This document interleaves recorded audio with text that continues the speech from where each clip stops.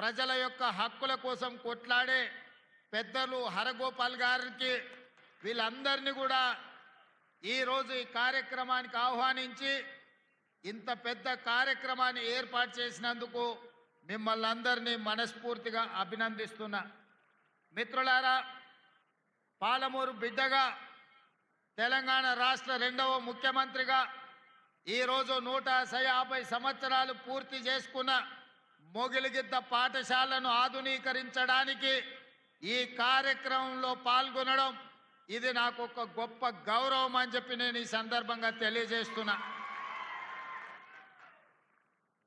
ఆనాడు నిజాం పాలనలో ఉర్దూలో ప్రారంభమైన ఈ పాఠశాల ఈరోజు ఈ స్థాయిలోకి రావడం, ఈ గ్రామం ఆదర్శంగా నిలబడాలన్న ఆలోచనతో ఇక్కడ పాఠశాలలతో పాటు జూనియర్ కాలేజ్తో పాటు ఈరోజు అడ్వాన్స్ టెక్నాలజీ సెంటర్లను అందించి పాఠశాలకు ఒక 10 కోట్ల రూపాయలు, మొగిలిగిద్ద గ్రామం కోసం సీసీ రోడ్ల కోసం 5 కోట్ల రూపాయలు, అదేవిధంగా లైబ్రరీ కోసం, గ్రామ పంచాయతీ బిల్డింగ్ కోసం 1 కోటి రూపాయలు, అదేవిధంగా మైనారిటీ షాదీఖాన కోసం మా మిత్రుడు ఈర్లపల్లి శంకర్ గారు అడిగినరు.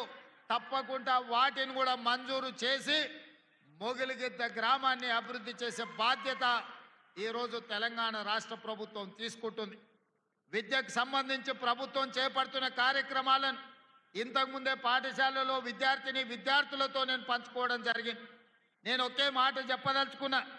తెలంగాణ రాష్ట్ర ప్రభుత్వానికి గత 10 సంవత్సరాల పరిపాలనలో విద్యాశాఖను నిర్లక్ష్యం చేసి, నిర్వీర్యం చేసి వేలాది సింగిల్ టీచర్ పాఠశాలలను తండాలలో, గూడాలలో, మారుమూల పల్లెల్లో మూసివేయడం జరిగింది.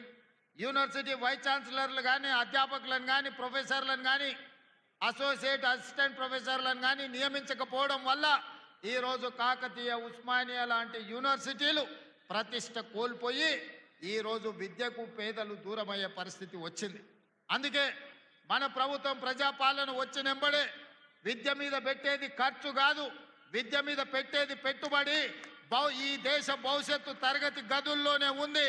అందుకే రాష్ట్ర ప్రభుత్వం బడ్జెట్ని 7% 21,000 కోట్ల రూపాయలను విద్యాశాఖకు కేటాయించి ఆ విద్యాశాఖను ముఖ్యమంత్రి అయిన నా దగ్గరనే పెట్టుకొని విద్యను పెంచాలి, విద్యను పేదలకు అందించాలనే లక్ష్యంతో ఈరోజు ప్రభుత్వం చేస్తుంది. ఇదే కాదు, 10 సంవత్సరాలు టీచర్ల బదిలీలు జరగలేదు, 20 సంవత్సరాలు టీచర్లకు ప్రమోషన్లు ఇవ్వలేదు, దాదాపుగా 10 ఏళ్ళు డిఎస్సి నోటిఫికేషన్ ఇవ్వక ఒక్క నూతనంగా కూడా టీచర్లను నియమించలేదు. అందుకే మా ప్రభుత్వం వచ్చిన మొదటి సంవత్సరంలోనే 21,000 మంది టీచర్లకు ప్రమోషన్లు ఇవ్వడమే కాదు, 35,000 మంది టీచర్ల బదిలీలు చేసి ప్రతి ప్రాంతానికి ఈరోజు టీచర్లను అందించే ప్రయత్నమే చేసినాం. ఇదే కాదు, మా అధికారుల కృషి వల్ల 10 సంవత్సరాలు నియామకాలు జరగని డిఎస్సి టీచర్ల నియామకం 55 రోజుల్లో 11,000 మంది టీచర్లను ఎల్బీ స్టేడియానికి పిలిచి వాళ్లకు నియామక పత్రాలు అందించి 11,000 మంది నూతన టీచర్లను అందించడం ద్వారా తండాలలో, గూడాలలో ఉండే పాఠశాలలను తిరిగి ప్రారంభించే ప్రయత్నం చేసినాం. ఇదే కాదు, young India skills university, young India sports యూనివర్సిటీని ఐటీఐలు నిర్వీర్యం అయిపోతే సాంకేతిక నైపుణ్యాన్ని పెంచాలని 75 ఐటీఐలను ఈరోజు అడ్వాన్స్ టెక్నాలజీ సెంటర్లుగా 2,400 కోట్ల రూపాయలతోని టాటా సంస్థతోని ఒప్పందం చేసుకొని తెలంగాణలో ఉన్న యువకులకు సాంకేతిక నైపుణ్యం నేర్పాలి. ఈ సాంకేతిక నైపుణ్యం ప్రపంచంతో పోటీ పడే విధంగా ఉండాలి అని మన సింగపూర్కి వెళ్ళి సింగపూర్ ప్రభుత్వంతో కూడా ఒప్పందం చేసుకొని సింగపూర్ ప్రభుత్వం నుంచి మన దగ్గర విద్యార్థులకు శిక్షణ ఇచ్చే విధంగా అక్కడి నుంచి ట్రైనింగ్ ఇచ్చే వాళ్ళని తీసుకొచ్చడానికి ఒప్పందం చేసుకున్నాం. ఇవాళ అమెరికాలో ఉండే స్టాన్ఫర్డ్ యూనివర్సిటీని కూడా మనం ప్రయత్నం చేస్తున్నాం. మన తెలంగాణలో ఉండే విద్యార్థులకు శిక్షణ ఇవ్వడానికి ఒక ఎంఓయూ చేయాలని ఇవాళ ప్రయత్నం చేస్తున్నాం. ఎందుకంటే ఇవాళ ప్రపంచంలో పోటీ పెరిగిపోయింది. సర్టిఫికెట్లు ఉంటేనో, డిగ్రీలు ఉంటేనో, పట్టాలు ఉంటేనో ఇవాళ ఉద్యోగాలు వచ్చే పరిస్థితి లేదు. నీ పట్టా ఏదున్నా నీ నైపుణ్యం ఎంతున్నదని చెప్పి ఇవాళ పోటీ ప్రపంచం అడుగుతున్నది. అందుకే పట్టాలతో పాటు సాంకేతిక నైపుణ్యాన్ని పెంచాలి అని చెప్పి ఈరోజు ప్రభుత్వం నిరంతర కృషి చేస్తున్నది. ఆ బాధ్యతను స్వయంగా నేనే పర్యవేక్షిస్తున్నా అని చెప్పి నేను ఈ సందర్భంగా తెలియజేస్తున్నా.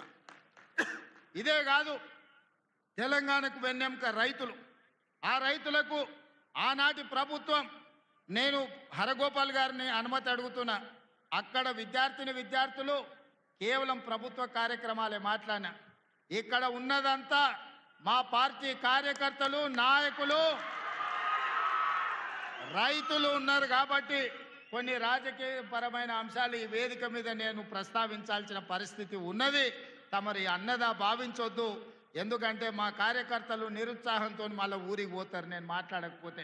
సార్ వచ్చిండు, పెద్దసారి చెప్పినట్టే మాకు చదువు చెప్తే ఏం లాభం, రాజకీయం మాట్లాడకపోతే ఎట్లా అని చెప్పి మా వాళ్ళు అనుకునే ప్రమాదం ఉంది.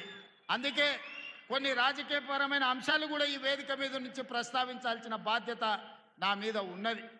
ఆయన ఆనాడు 70,000 కోట్లతోని 2014 జూన్ 2 నాడు మనం రాష్ట్రాన్ని వారికి అప్పచెప్తే 16,000 కోట్ల రూపాయల మిగులు బడ్జెట్తోని ధనిక రాష్ట్రంగా వారికి అప్పచెప్తే 10 ఏళ్ళు తిరిగే లోపల 7 లక్షల కోట్ల రూపాయల అప్పులు చేసి ధనిక రాష్ట్రాన్ని దివాలా రాష్ట్రంగా చేసి చివరికి రైతు బంధు పథకాన్ని కూడా ఇవ్వకుండా ఎన్నికలను అడ్డం పెట్టుకొని పారిపోతే నేను ముఖ్యమంత్రిగా బాధ్యత చేపట్టిన ఎంబడే ఆయన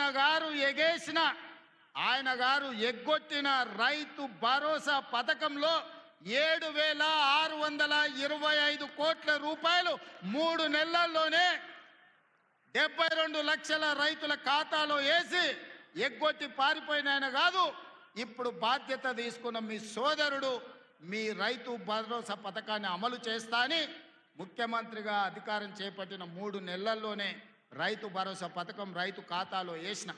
ఇదే కాదు, ఆనాడు 2014లో 1,00,000 రూపాయల రుణమాఫీ అన్నాడు, ఆ తర్వాత 4 విత్తనాలు అన్నాడు. అసలు మిత్తి ఆయన ఆ ఖాతాలు వేసి 5 ఏళ్లకు ఆయన ఇచ్చిందంత మిత్తికే సరిపోయింది. అసలు అట్లనే రైతుల నెత్తి మీద మిగిలిపోయింది. మళ్ళీ 2018లో అదే మాట ఇచ్చిండు. అప్పుడేదో చెప్పినా సోయి లేక ఇప్పుడు మళ్ళా 1,00,000 రూపాయల హామీ ఇస్తున్నా, మళ్ళీ మీకు చేస్తాను. అధికారంలోకి వచ్చిన ఎంబడే మళ్ళా పాడిందే పాడరా పాసుపండ్ల దాసరి అన్నట్టు మళ్ళీ 4 విడతలు అన్నాడు, నట్టేట ముంచెండు. చివరికి ఆయన 2014 నుంచి 2023 డిసెంబర్ వరకు ఆయన రైతు రుణమాఫీ చేసింది 18,000 కోట్ల రూపాయలే. 2018 నుంచి 23 వరకు 11,000 కోట్ల రూపాయలు రైతుల ఖాతాలో వేస్తే అందులో 8,500 కోట్ల రూపాయలు మిత్తికే సరిపోయినాయి. ఆయన చేసిన రైతు రుణమాఫీ నికరంగా 3,000 కోట్ల రూపాయలే.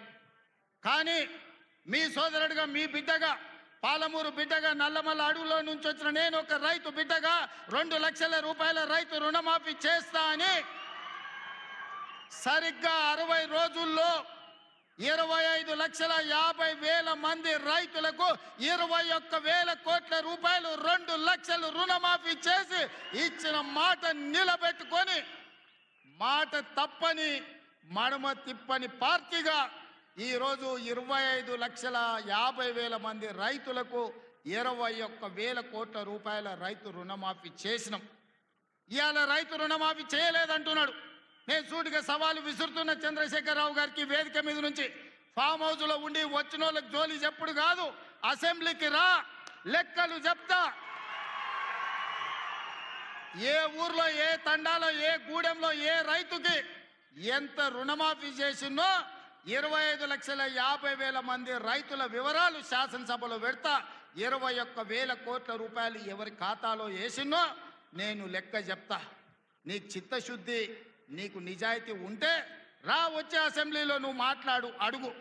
అదేవిధంగా ఆనాడు నువ్వు 5,000 రూపాయలు సంవత్సరానికి రైతు బంధు కింద 10,000 ఇస్తే నేను ఎన్నికల్లో 15,000 ఇస్తా అని చెప్పిన. కానీ ఏ రోజు కూడా చంద్రశేఖరరావు గారు మనం అప్పుల్లో లేము, మనం ధనిక రాష్ట్రం, మన దగ్గర సంచుల కొద్దీ గుమ్మీల కొద్దీ రూపాయలు ఉన్నాయని అబద్ధాలు చెప్పిండు. వచ్చి చూస్తే గుమ్మీలు ఖాళీలు ఉన్నాయి. గుమ్మి కింద పందికొక్కులాగా కేసీఆర్ కుటుంబం మొత్తం తిని కూసున్నది. అయినా అధైర్యపడకుండా 15,000 బదులు ఆనాడు నువ్వు ఇచ్చిన 10,000 ఎగ్గొట్టిన 10,000 కాకుండా ఇవాళ 12,000 రూపాయలు సంవత్సరానికి రైతులకు ఇవ్వాలని రైతు భరోసా కార్యక్రమాన్ని జనవరి 26 తారీఖు నాడు ప్రారంభించుకున్నాం. మార్చి 31 లోపల ప్రతి ఎకరాకు వ్యవసాయ యోగ్యమైన భూమికి ఎకరాకు 6,000 చొప్పున మీ ఖాతాలో వేసే పూచి నాది అని నేను ఈ వేదిక మీద నుంచి చెప్పదలుచుకున్నా. ఆయన అంటుండు ఎగ్గొడతారని. నేను నీలాక మాట చెప్పి ఎగ్గొట్టేటోని కాదు. దళితులకు 3 ఎకరాలని ఎగ్గొట్టినావు.